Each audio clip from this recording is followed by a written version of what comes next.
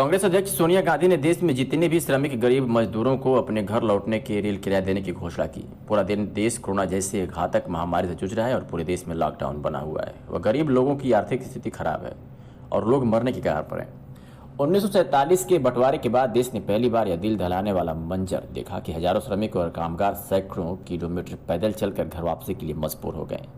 न राशन, न पैसा, न दवाई, न साधन, पर केवल अपने परिवार के पास वापस पहुंचने की लगन। उनकी व्यथा सोचकर ही हर आदमी का मन कांपा और फिर उनके दृढ़ निश्चय और संकल्प को हर भारतीय ने सराहा भी।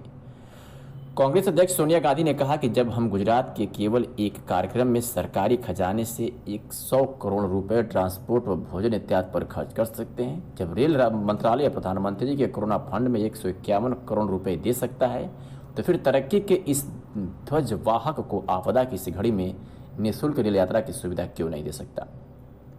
प्रधानमंत्री फंड में हजारों करोड़ों रुपए जमा हो चुका है, वो आखिर किस घड़ी में लग रहा है उसका कोई जवाब दे सकता है या किसी गरीब को मिल रहा है कोई बता सकता है। इसलिए भारतीय कांग्रेस ने यह निर्णय लिया कि प्रदेश कांग्रेस कमेटी की हर इकाई हर जरूरतमंद श्रमिक कामगार के घर लौटने की रेल यात्रा का टिकट खर्च वहन करेगी। इस बारे में जरूर कदम उठाएगी। प्यारे श्रमिक भाइयों और बहनों, किसान देश का अन्नदाता है तो श्रमिक और कामगार देश का राष्ट्र निर्माता। हर देशवासी को असीम दर्द हुआ जब हजारों श्रमिक भाइयों और बहनों को सैकड़ों किलोमीटर भूखे प्यासे मजबूरी में पैदल घर वापस जाते देखा।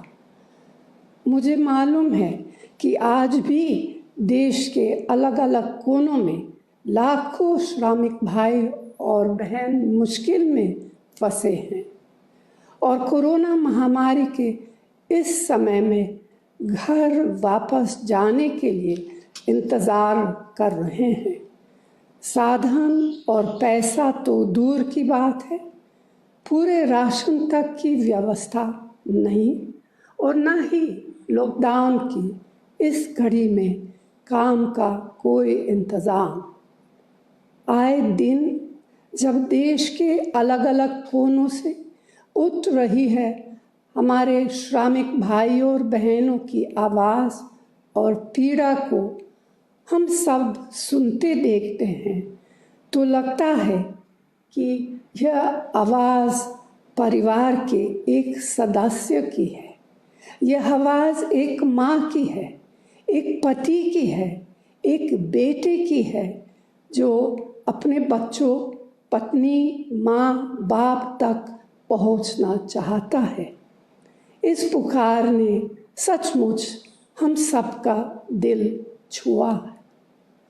मुझे और हर साथी को यह देखकर और भी पीड़ा होती है कि संकट की इस घड़ी में भारत सरकार और रेल मंत्रालय घर वापस लौटने के लिए रेल यात्रा का किराया और स्पेशल चार्ज वसूल रहे हैं।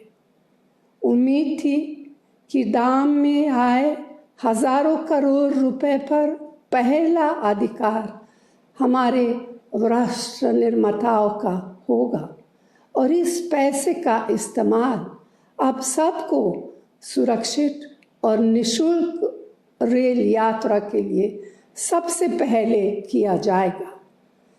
पीड़ा यह भी है कि ऐसा हुआ नहीं।